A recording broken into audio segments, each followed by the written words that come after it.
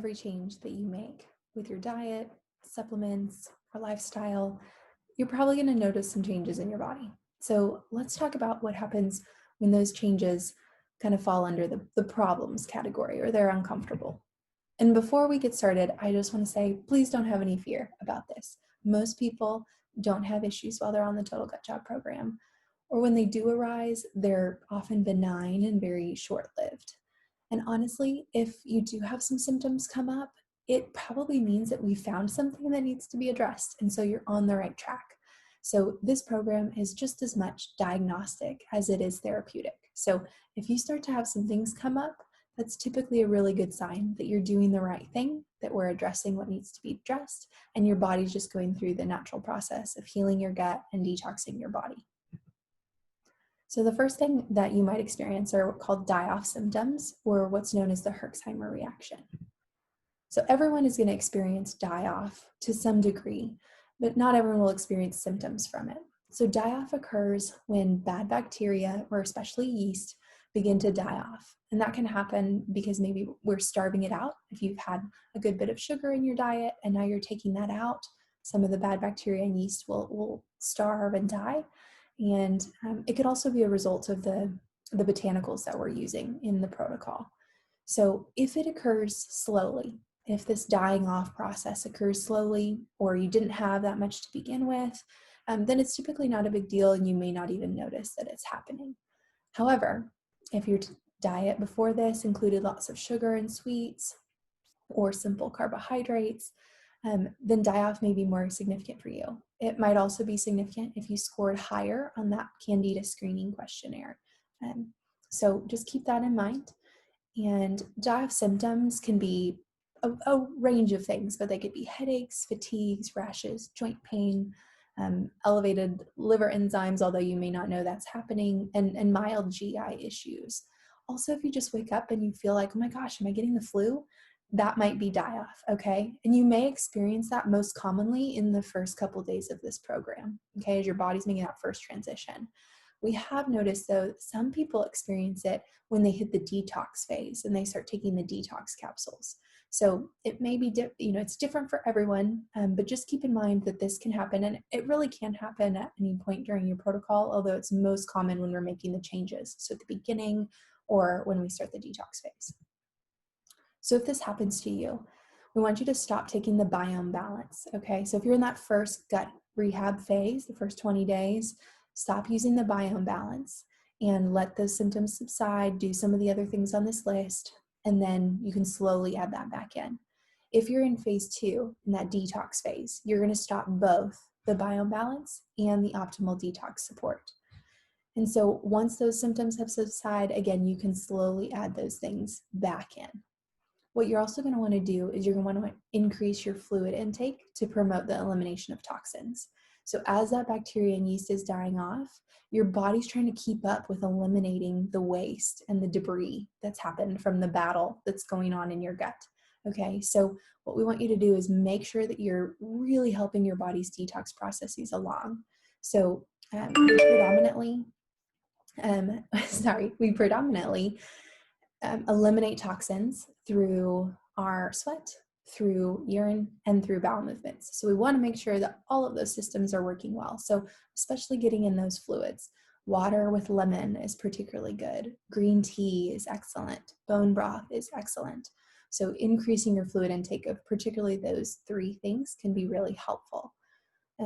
If you need something a little stronger, or again, you are going into this like, I'm probably going to experience this, I've eaten a lot of sugar, or I scored really high on Candida, I think I have that, then you may want to consider purchasing what's called GI Detox. It's from Biobotanical Research, and we have it available on our full script. And this is a general binder, and so it's going to help bind to those toxins and help your body eliminate them. And so typically we'll have people take 1 to 2 capsules twice a day until your symptoms subside. Because it's a general binder, we want to make sure that you take it on an empty stomach, away from any medications you're on, as well as away from all the other supplements on the protocol. So in between your meals, typically an hour or 2 away from your meals and your supplements. because again, this is a binder. So if you take it with your multivitamin, it's going to bind to your multivitamin instead of to the debris and the waste that we want it to bind to so that it can eliminate the toxins. And then if this happens during your detox phase and it's taking your body a little bit of time to adjust, we want you to not begin your food reintroduction until you've completed the detox phase successfully and your die-off symptoms have subsided. The next thing we want you to be aware of is adjusting medications. So if you are on any prescription medication, we want you to think about having a plan to meet with your prescribing physician and adjust your medication if it's needed. This is particularly true if you are on high blood pressure medications or diabetes medications, because your blood pressure and your blood sugar levels very likely are going to change as you improve your gut health and decrease inflammation and change your diet. Okay, so we're making a lot of changes and your body's going to respond. We want to make sure that you're on the appropriate dose of your medication. We've also found that clients and patients who are on antidepressants and pain medications during this program may be able to wean off those as well. So really, if you're on a prescription medication, please have a plan to follow up with your prescribing physician to get those changed if you need to. And also be monitoring, your blood sugar, your blood pressure, whatever you need to be monitoring to make sure that you're on top of the appropriate dose. Unfortunately, we cannot manage this for you. So if you reach out, we're just going to say, that's great. Please reach out to your prescribing physician, because unfortunately, we can't handle that for you. So just make sure you have a plan.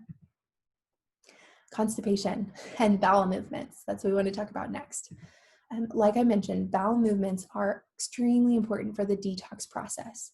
If you're not having regular bowel movements, and when I say regular, I mean at least one a day. 1, 2, or 3 a day would be ideal, okay? And if you're not having that, and it's a couple a week or something along those lines, the bowel movement that's sitting in your colon longer is potentially allowing your body to reabsorb toxins and hormones that you don't want reabsorbed. It was supposed to be eliminated, okay? So we want to make sure your body is getting rid of that. And so what we've got here is, this is in your protocol and diet guide as well, but a whole list of things you can do to make sure that you're regular. And we suggest that you start at the top and then you work your way down, and that you don't really bring in the big guns until you've been doing the other basics well, or at least doing them at the same time.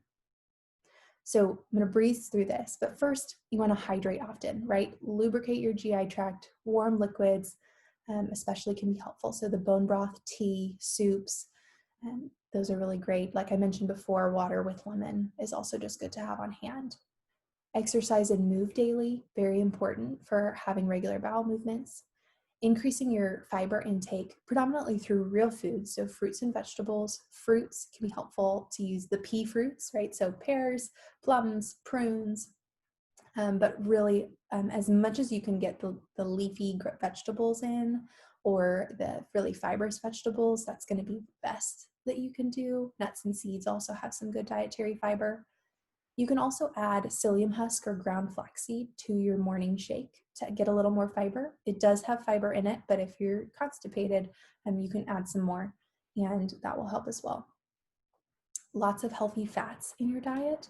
So making sure that you're getting like really good amount of olive oil on a salad, or poured over some of your roasted veggies, or however you can get it. It could be adding MCT oil, coconut oil to a morning cup of tea or to your shake. Again, that's going to help lubricate your GI tract.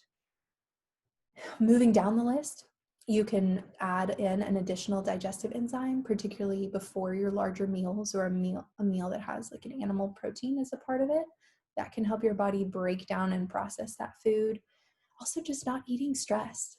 Okay, so take a few minutes to breathe and slow down and enjoy your meal. If you can help it, please don't work or be on a stressful work call while you're eating, or eating in the car, right? We want to activate that rest and digest parasympathetic nervous system so that your body can really do its job and digest well.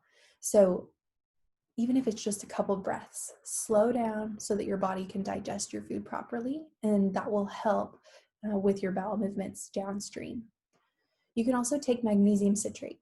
And for some people, a small dose is all it takes. So it can be very powerful for some. For others, you could take quite a bit more of magnesium citrate. This is something that we have on Fullscript. You can also find it at any local pharmacy. It's very inexpensive, and most Americans are somewhat deficient in magnesium. So this is really safe to take and might be really helpful for brain health and sleep as well. So you could start with 100 to 200 milligrams and just see if that gives you some results. If not, you can work your way up in dosing as needed. And if your stools get too soft, then you can use a smaller dose or wean off completely. We really, again, want you to have 2 to 3 bowel movements a day would be ideal. We want that stool to be soft but formed. The last thing you can do is use GI Detox, the supplement we talked about during the die-off portion. That can be helpful for abdominal discomfort, diarrhea, and constipation. So it's a great one to have on hand. The next thing is if you have trouble swallowing capsules, we have some ideas for you. Okay, so the first thing is you can empty some of your foundation multivitamins into your shake. So just open up that capsule and dump it in.